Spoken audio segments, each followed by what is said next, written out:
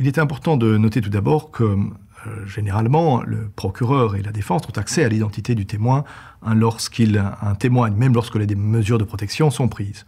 Ce n'est que dans des circonstances tout à fait exceptionnelles que le témoin pourrait être appelé à témoigner sous anonymat, c'est-à-dire que son identité ne serait pas révélée à l'une des parties. Mais ce sont là des circonstances tout à fait exceptionnelles qui sont placées sous le contrôle strict du juge de la mise en état. Il est important également de noter que les mesures de protection sont prises par un juge. Ce sont donc des mesures de protection judiciaire.